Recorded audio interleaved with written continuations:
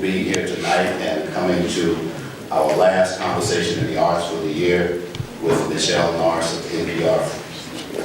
April 16th is the day that Dr. King picked up a pen in a jail cell in Birmingham, Alabama, and began writing his letter.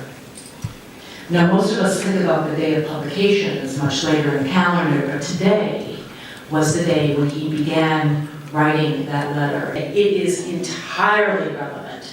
It speaks to you as if it was not written 50 years ago, but maybe written 50 minutes ago. What Dr. King says in this letter, he says, "We know through painful experience that freedom is never voluntarily given by the oppressor. It must be demanded by the oppressed." It was here in this city in Chicago that I was introduced to a personal family history that I was not aware of. And when I read this letter again, I remembered those admonitions that I got as a child, but with the context of the history that I now understand. I was here in Chicago visiting another one of my uncles, my Uncle Joe, who still lives in Chicago. And at one point, while he was just fussing and stirring, he just spat out, "Well, you know your father was shot." S-H-O-T. I didn't know what he was talking about.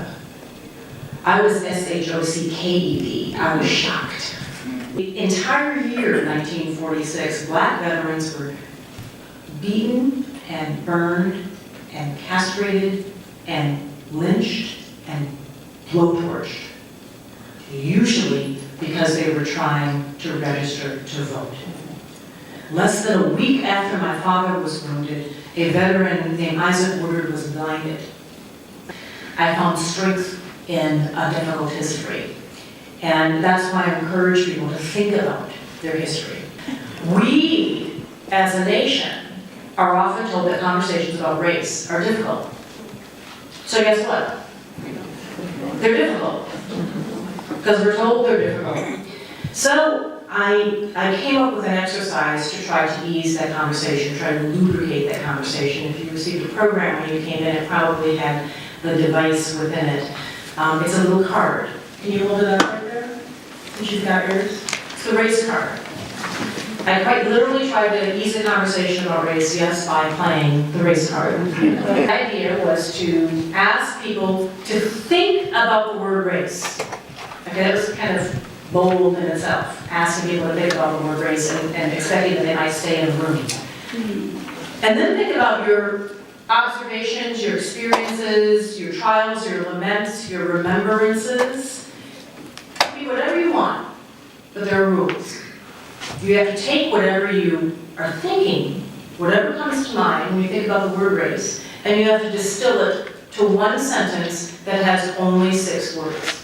The conversation about race, it perhaps sounds like this. I'm allowed to wear a hoodie. A turban doesn't mean a terrorist. Suit, degree, still afraid of me. Still working harder than others are. I am fortunate to be Caucasian. Get your feet off our necks. Blacks complain constantly despite obvious progress, but I voted for Barack Obama.